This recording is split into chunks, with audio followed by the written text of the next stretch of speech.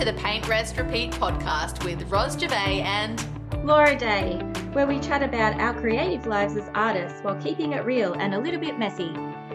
We're here to inspire creatives just like you to push past those boundaries and make art that you love. Let's dive in.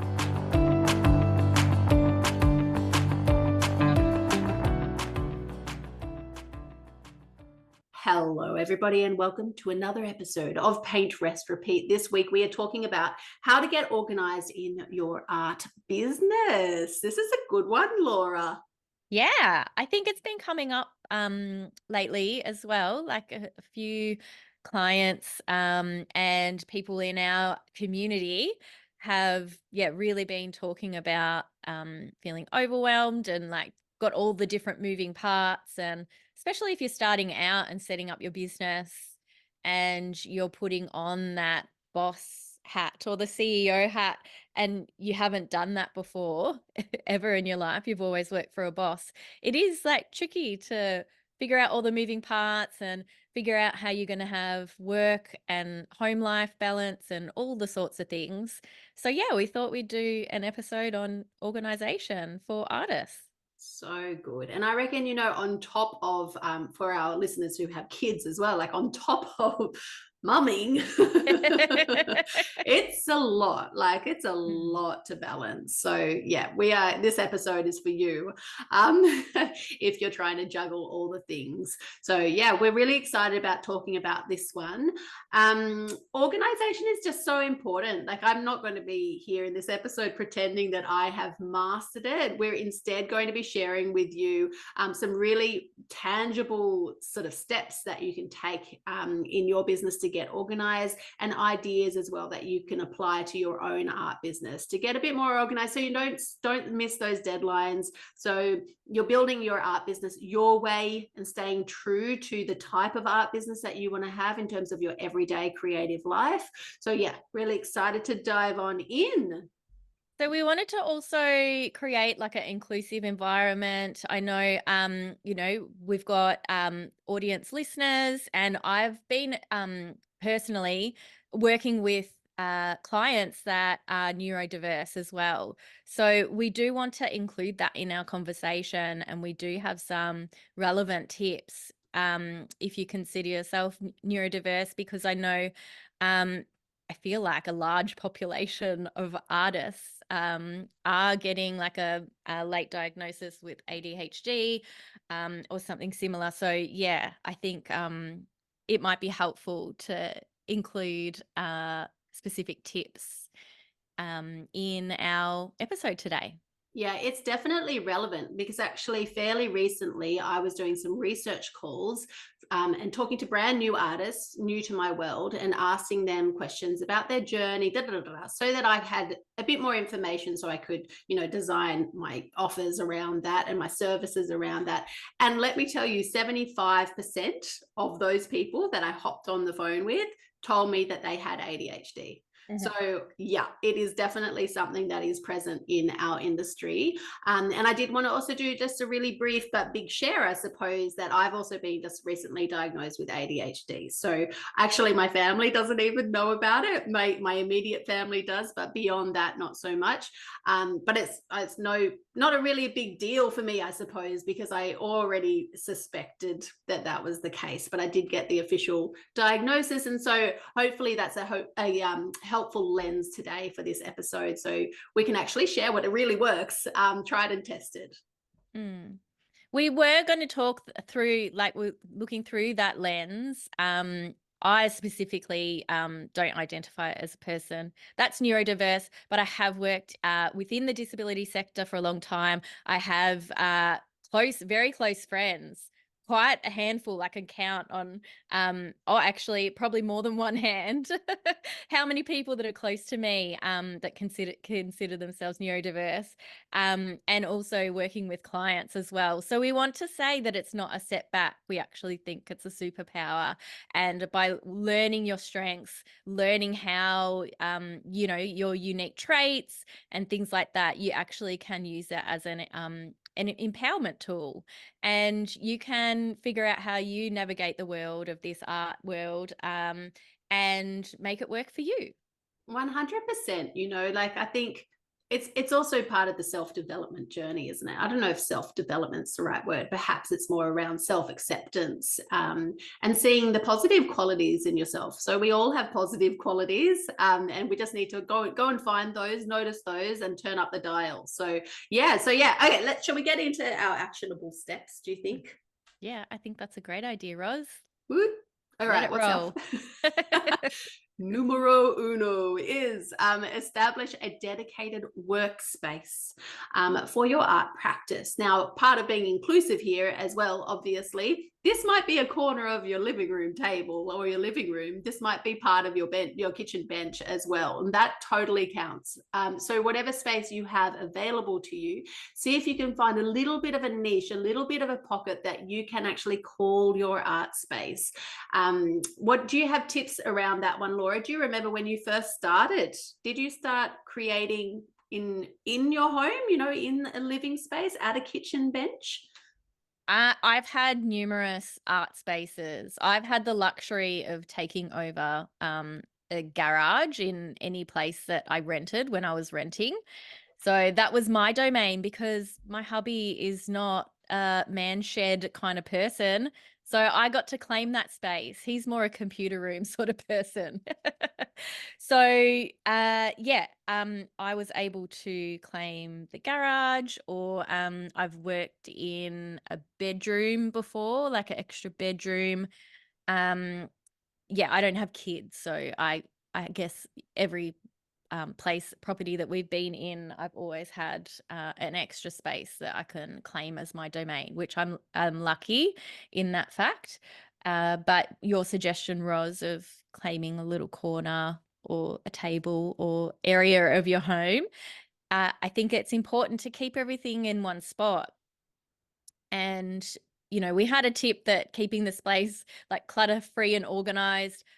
An artist organized is different to this minimalistic idea of this clutter-free space. Like, I get it. So Laura, would you like me to turn the camera around? Do you want to see, like, this is like a bomb site in here? That's probably a little bit too much, but it's like a messy organization. So I do know my paints are all in the same little area, for example, but I will always have a table or a surface somewhere here that is full of all sorts of things. I think we do take a lot of inspiration from the world around us, and we do want to be able to grab all different sorts of things from our space so that we can create. So yeah, I do love that you brought that up. A creative, an artist's tidy is different to a regular person's tidy. Yeah. So true. Potentially, I know I could turn my camera around too and show you, but it's more about having baskets or tubs, or knowing I've got a space for my paintbrushes in the jars in one corner, and then I've got my inks in another spot. And it may not, to the average Joe's eyes, it may not look like an organized space, but an artist organized to you. Yeah, as long as it's organized to you, then that can help relieve stress, because then that's that there's spots for things. Do you want to know what I've just included in my space? So my studio space is a home studio. It's like the bottom level of our house. It's not ginormous, but that's my home studio. We have no door on this room, by the way. So my kids just wander on in whenever they want.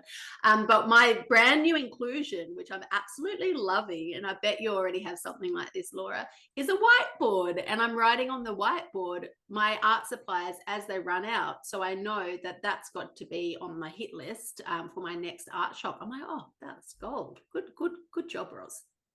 A whiteboard sounds really I think that sounds really great. I don't have a whiteboard. I do have big pieces of paper with all my notes and things on it, and I am a post-it note kind of girl. I hate post-it notes. Hate them. If you're not, if you're not looking on YouTube, if you're listening to the audio, Ros is like pointing to the wall behind her with all of her beautiful members and the names on the post-it notes. Post-it Just for reference. Everywhere. Don't be that person. So like we said at the start, we are also going to be sharing some tips that we feel like you should put in place, but not pretending that we have everything perfectly covered. Post-it notes, not recommended. I know. It does help me though, lists. I've got like, you know, some lists. I've got my things, and you get satisfaction from crossing it off as well.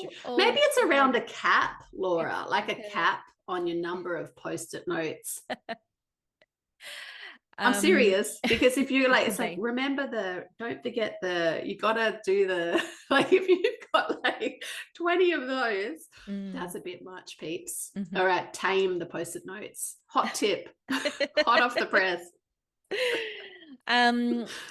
So yeah, talking about post-it notes, obviously you're working towards something. So tip number 2 is setting clear goals. So having your reminders front and center, and then making important tasks obvious and visible, and then setting your realistic rewards. So that goals, sorry. I'm interrupting you just to say, yes. If our beautiful listeners have not yet done our goal setting workshop, we did that at the very start of the year, being 2024, and the replay is actually available. So if you do want to go and do that so you can get some clarity around your goals moving forward, just reach out to either of us or go to the show notes. We'll put the link in there. There is a price tag on that. It is $22 to go and grab that, so that you get the replay of the session and the workbook as well. Highly practical, very, very powerful session that we put a bucket load of energy into designing. So if you do want some clarity around that, definitely go and get amongst that resource from both Laura and I.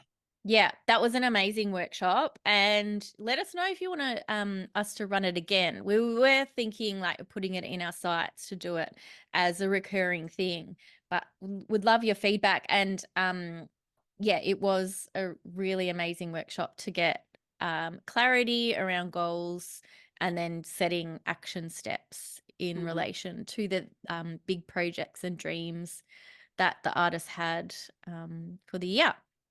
So we did also talk about, sorry, I'm just thinking, looking back at that workshop, we did have 2 types of goals as well. Remember, we had the sort of goal-based goals, action-based, what do we call them? Action-based goals? No, outcome-based goals, yeah.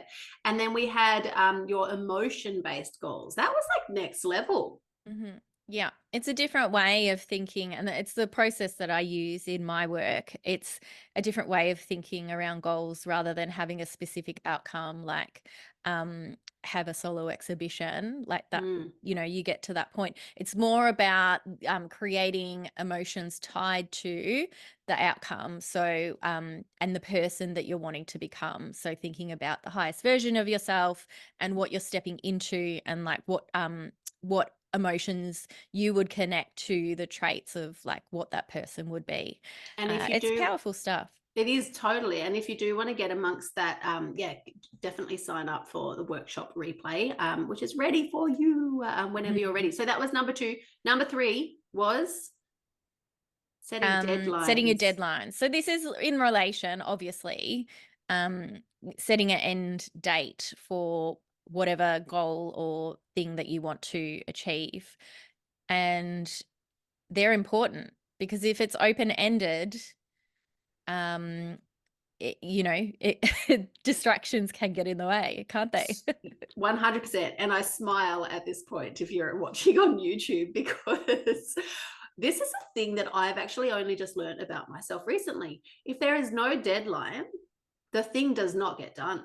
You know, so I've got a new commission client, and she's so beautiful. She's just like, whenever, Ros, whenever you can do it. And I've said to her, with all respect, like with all of the respect I can possibly offer, I need a date. Like, give me a date, because it is not going to happen otherwise. I can't deal with the floaty goals. I need a date, and I need, to be able to work towards something tangible. So perhaps that's a big discovery for people listening today as well. If that's you, just ask the person for a date, get a date, or set yourself a false date, but get that date in place and that deadline, that hard deadline. I can totally relate to that. Like, I think that I need for that motivation, like I do need a deadline or like a big project to work towards. So for example, I've got an artist residency coming up. Previously, you know, with my solo shows and things like that, obviously there were deadlines in place for like the exhibitions and things like that. So then that was a motivator for me to create new work and you know, become more productive in my output, creative output. And we sort of touched well, we sort of skipped past like when we're setting our goals, having our deadlines and having these big projects to work towards, it can be helpful to get us like motivated by having like rewards at the end. So like what I like to do, like I had like a self-care day at the end, like I had a spa day booked in like after my solo show, like, and that was like my nice thing. Or you know, you could book a little trip away, or you could do something smaller for yourself, like get your toenails painted and things like that. It's nice to have like set those like little reward things for yourself as like a way of celebrating yourself in a way. I love that. I often struggle with that actually, because I don't do a lot of those sort of nice things for myself. I'm usually just so busy running around. But I do catch myself saying after certain things, after meeting certain goals, I do catch myself saying, Ros, if you can't do it now, when are you going to do these nice things? Just do something. It doesn't have to be ginormous, like you're saying, just a small thing. Just do the thing. Allow yourself to be treated. And sometimes, yeah, it's hard to do, but it's important, and it congratulates you, you know, for achieving your goals. Remember when for our podcast birthday we collectively decided we're going to get our toenails painted and celebrate. And for me, I you think know, it's nice. talking about motivators, it's so perhaps a little bit odd, but I needed a motivator to actually do that reward. And you were my motivator, right? So it's this social pressure, I suppose, not in a bad way, social pressure, but also honoring a friend as well. So yeah, sometimes we need those things. Actually, on that topic, should we talk about motivators before we move on to our next organization tip? Yeah, maybe. Yeah. Because, you know, like we're on the topic. we're on the topic of motivators. Yeah. So we talked about deadlines as a motivator. We talked about rewards as a motivator. We talked about the social side as well. So honoring friends and using that as a motivator.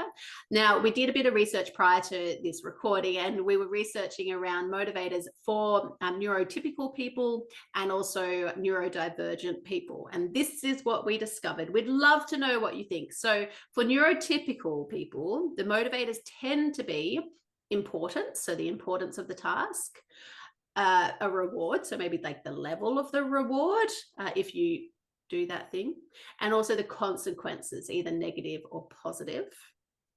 And for ADHD people or neurodivergent people, the motivators tend to be more around interest, novelty, challenge, and urgency. And we wanted to share these because I wanted to share these in particular. My drive for including these was around the difference, like noticing there is a difference between the neurodivergent people and the neurotypical people in terms of motivators. And that's okay. All right. So just realizing what that difference is and leaning into that. So if you have to do, I think Laura and I were talking before about doing dishes. Yeah, we were. Just on the topic of art, we were talking about dishes. And we were talking about how to make it more fun, like how to bring these motivators into it. So you had some suggestions before off camera. What were you suggesting? Oh, I put a TV show on. So I'll put on like on stream whatever reality TV show that I've got going at the time, and I'll pop that on. Or I'll listen to a podcast or have like a video, like you know, it's like an educational sort of thing or inspirational sort of thing that I listen to, and that helps me. So I feel like I'm looking at the motivators that we noted down. Like that would be an ADHD motivator of novelty, maybe. Yeah, novelty or interest. Interest? Yeah. Anyway. And it's sort of, yeah, that habit stacking sort of Oh, concept too, you know, doing two things at once and like connecting them. And then it becomes more interesting in a way. habit stacking is great, by the way. Both of us are big believers in that concept. Anyway, that's another topic. That's another topic. Or you could delegate them, because we were Mm. talking about, and that's like another tip that we've got, that's you know, delegation is something that can be helpful. We'll get to that one in a We'll tick, I get to reckon. that after. All right, so what have we got? We've got number 1, workspace, number 2, goals, number 3, deadlines, and we're up to number 4. What's our number 4 tip? So just having a planner. So having a wall planner can be particularly helpful, because then it's like front and center. So if you've got your beautiful dedicated workspace, it's probably helpful to position this wall planner in a spot that you can see front and center. So then you're constantly like reminded on what you are currently working on and specific deadlines related to that goal. I swear I have the memory of some sort of like a gnat or something like that. So like for me, having my wall planner right there makes such a huge difference. I'm like, oh, yep, that's the thing that's coming up. Oh, yep, that's the thing. Because otherwise it's just gone. It's almost like I can't hold that information in my head. So I rely on these systems. And that probably is, I'm not sure, I'm still learning about the ADHD piece, but it probably is a neurodivergent thing. It's probably why I take a zillion notes during these podcast episodes as well, just to keep my head together and keep myself on track. So having tools like this in place really makes a huge difference. So I have had a lot of questions, by the way, Laura, specifically on what wall planner I use. Can I drop in, I'm not affiliated, but can I drop in the name of it? Yeah, go for it. Is that all right? I just grab it from like our, what is it called? An office supply store. So in Australia, that's called Officeworks. And it's a Sasco Enviro year planner. Absolutely love it. I use it with whiteboard markers so I can rub things off and correct things. It's nice and flexible, and I can see the whole year in one go. I think it is A1 in size. What do you use? Do you have a wall planner?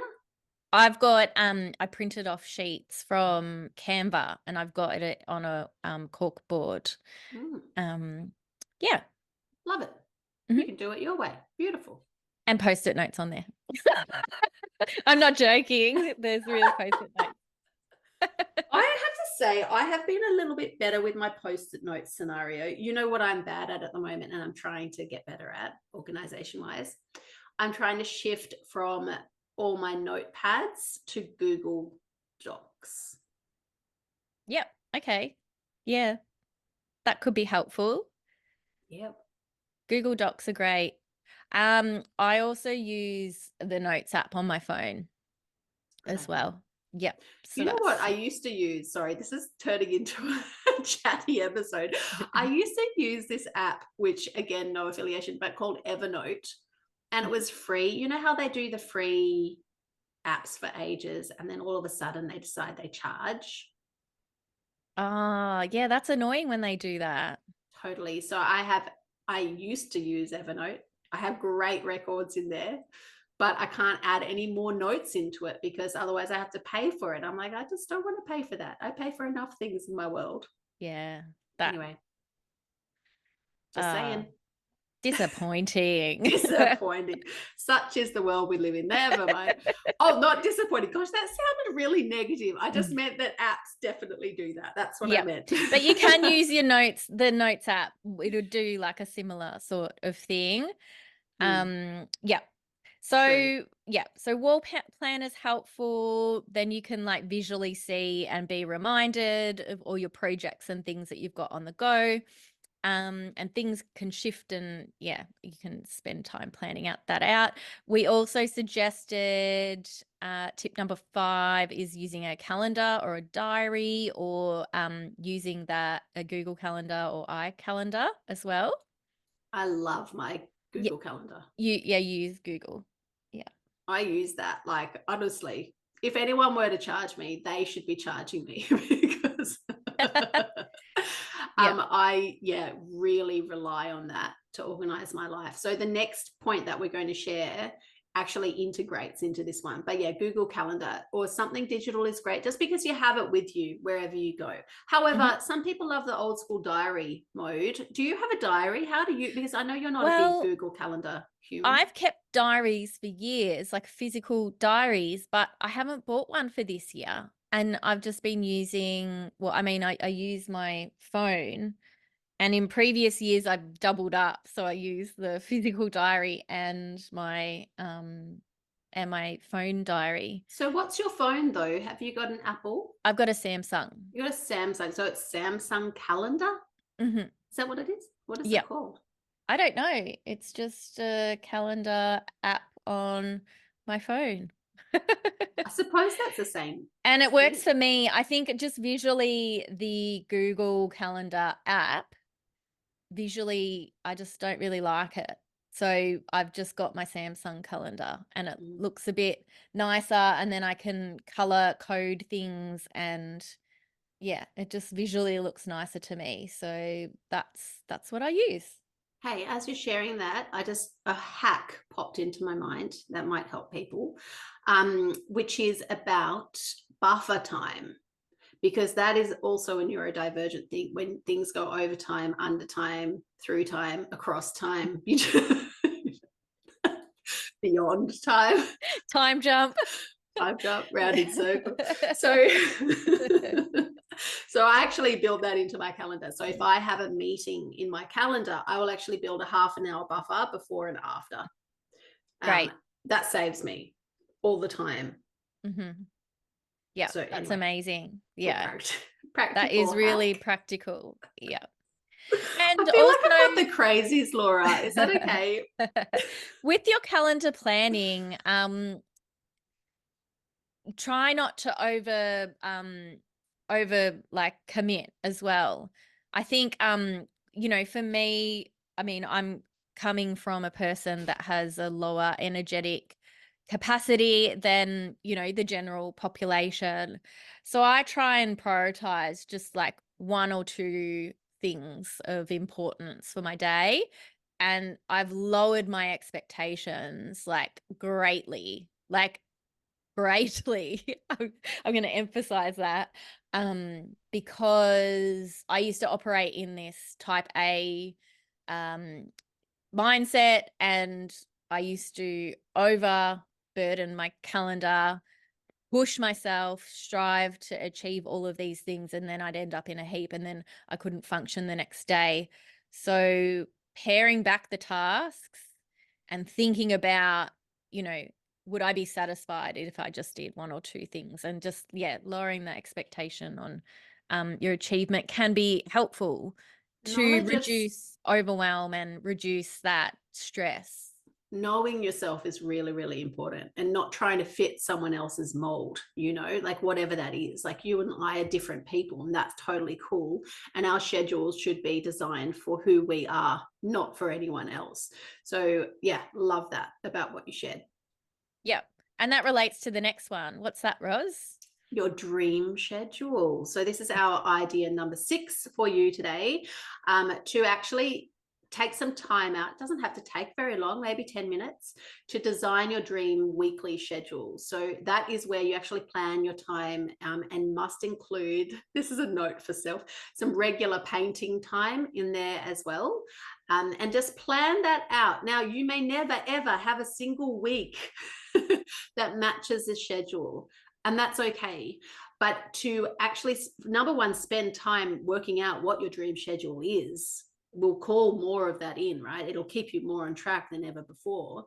And also it will just be a gentle reminder to constantly pull you back to where you want to be. One way to do this is, if you are, for example, a Google Calendar user or iCal, is to actually put that in your Google Calendar as a recurring, weekly setup, and you mark your time perhaps as free. So it's not properly taking up time in your calendar, but you can see where you should be, what you're meant to be doing at that time, and not in a bad way, just as a really beautiful, gentle nudge towards the lifestyle that you're actually trying to build for yourself in your art business.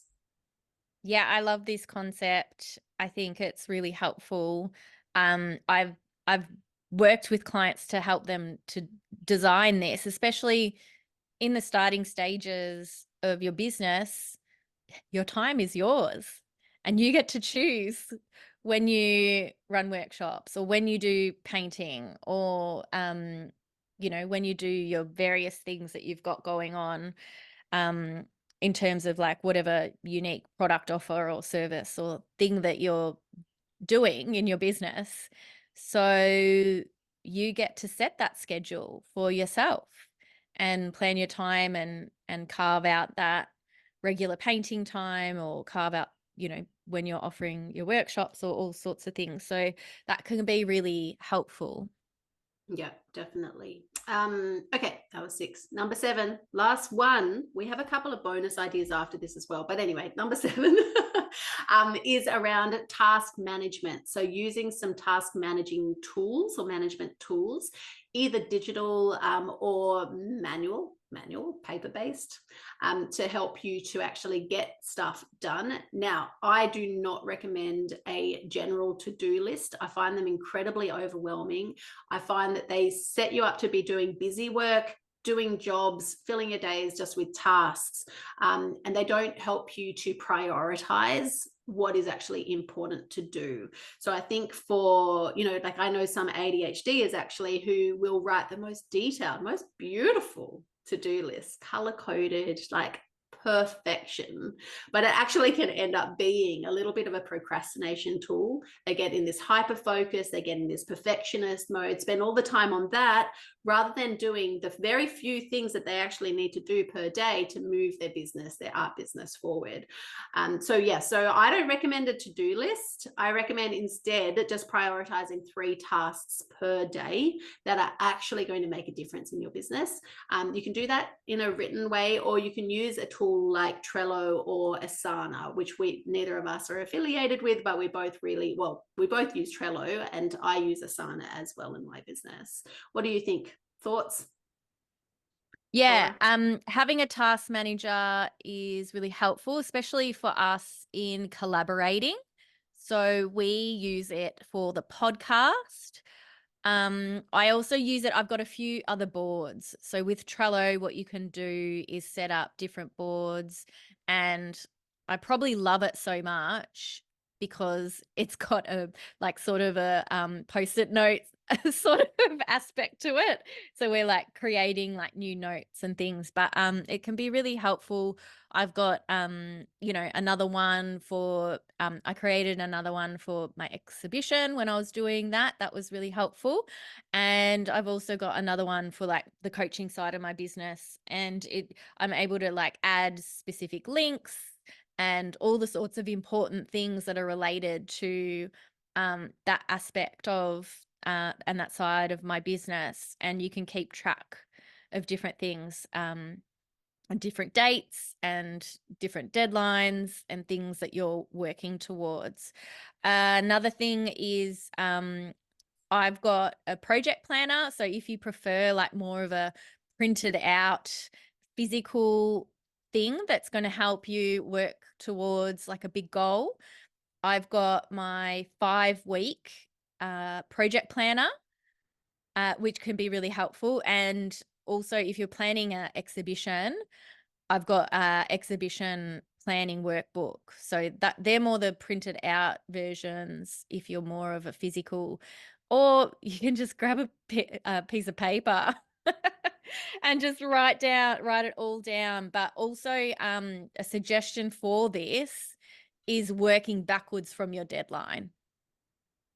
So setting your deadline and then creating action steps, backwards.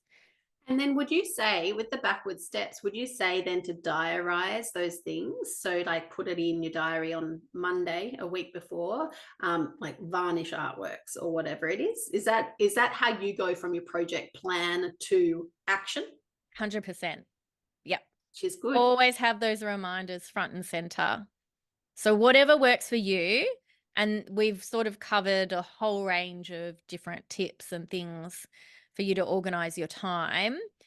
But I think we wanted to add in here that like what you're unique and your schedule's unique is going to look totally different to Roz's life. It's going to look totally different to my life.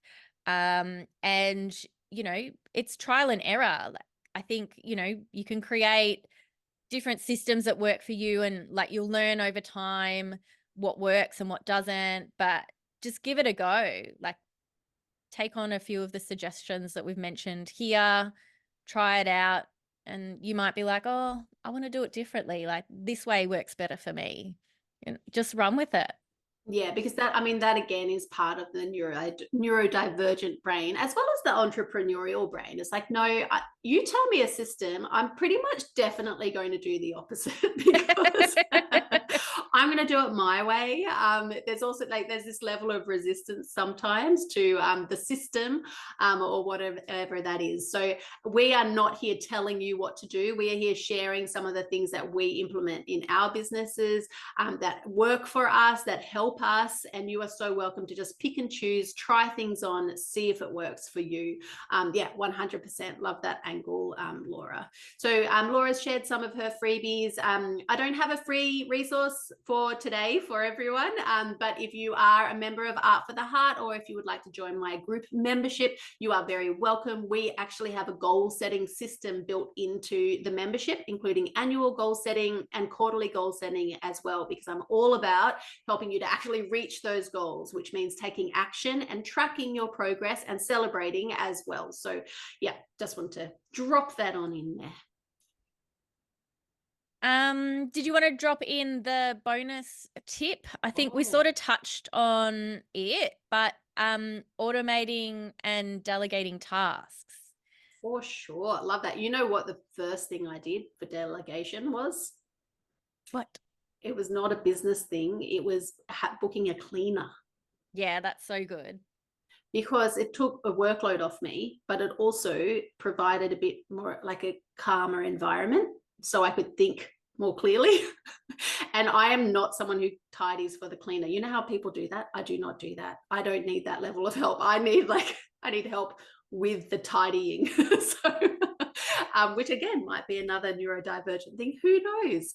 So yeah, that's one area to delegate, is to tap into someone to help you with cleaning. What else did we have on our list, Laura?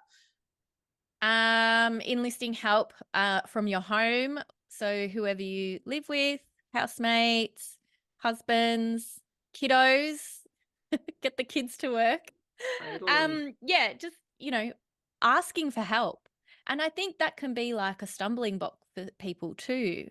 Just asking for help with, babysitting, cleaning, domestic duties, all of those things to like free up space and time for you to invest in growing your business, because all of those extra bits help. That is so hard, Laura.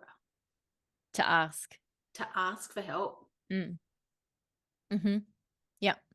But I think we have to like stretch that muscle. I think you're right. Yeah. Like it wasn't for me. It took being burnt out, sick, in and out of hospital and things for me to ask for help. So, it can be, a hard thing, but it's so much easier now because I know now myself well enough that if I'm trying to do all the things and please everybody and do all this, I'm not going to have enough energy in my tank to show up for my clients and perform the best in my business. And you know that you're there for other people too. So I think almost we need that reminding, like it's okay to ask for help, because if those people ask you for help, that you would be there and you are there. Oh my goodness. Yeah, that's a really hard one, but you raise a very good topic, Laura. Okay, so we talked about cleaner, we talked about getting some help from your partner or your kids or friends or housemates. Another one is engaging a virtual assistant to help you with some of the admin things. FYI, often admin is really, really hard for neurodivergent people. So if you recognize that, you can look at getting a virtual assistant for even like casual hours, just to help you here and there to do a couple of little tasks just as you need. And that's a really good tool to tap into on a casual basis in the earlier days of business. You know, you don't have to commit to weekly salary style payments or anything like that. And so we have used Upwork for this. So you can find a virtual assistant through Upwork. What are the other places? Fiverr? Yeah, Fiverr. I am a bit of a personal recommendation person. So I prefer to go and find recommendations from other people. So if you are in any memberships, see if you can, spy other virtual assistants in that environment. Or if you're in Facebook groups, you can put a call out and just say, does anyone have someone to recommend? I really do love a recommendation. Because I think with virtual assistants as well, there has to be a level of trust. You are sharing with them often some passwords to certain things, and you need to be able to trust them. So yeah, that's a big one for me. And then can I drop in another one? I think it. another thing that can become quite overwhelming and something that gets put off is your bookkeeping. So yeah, automating or delegating that. So hiring a bookkeeper to keep on track of all your incoming and outgoing, or just getting a really good system in place. So, I mean, I use Xero. I got some training on it. It was a stumbling block for me. I used to procrastinate with that, but now it's like super easy. And just getting those supports and systems in place in your business is going to help you to focus on all the other important and the fun stuff in your business. Love that. And then the last one we were going to share as well is around your email system. So if you are doing email marketing in your business, which you should be if you can get that into your business, then we do both. I recommend it. Do you recommend that, Laura? That is another area of focus that I definitely recommend it. I'm sold on it, but yeah, it is something that I'm still getting in place with the consistency. Yeah, that's okay. That's all right. Growth, right? We're just always trying to do a little bit better as we go. So yeah, having an email system rather than sort of operating out of your Gmail account or wherever your email is, which you shouldn't be doing, by the way, for business purposes. You do need to have a proper system in place, but that's just way more efficient, right? Rather than sending individual emails to anyone who's ever bought your artwork, doing that in one bulk send. That's an efficiency and an automation that you can pop in place in your business too. Amazing. So many ideas. Do you feel like there's anything extra that you want to add for this episode, Ros? I think we're okay. We really don't want to cause the overwhelm. We just want to share ideas. So if you are listening, which you will be if you just heard me say that, let us know if you would like us to do a second episode around additional organization tips, because we probably could actually go on for quite an amount of time around the practicalities of organization. So send us a DM over on Instagram to let us know.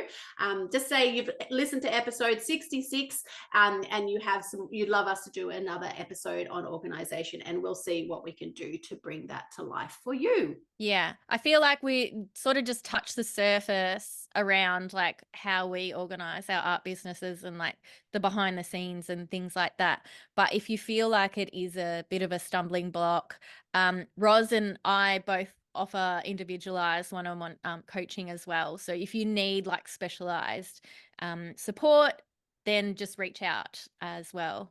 100%. Now, lovely listeners, if you have not yet done so, we would love you to leave us a 5-star rating over on Spotify, pretty please, for good karma, or a written testimonial over on Apple Podcasts, so we can read it out online. We can read it out on the podcast, and also give you a shout out if you would like to share your Instagram handle for your art as well. That's all from us this week. Thank you so much for listening. Bye. See you soon.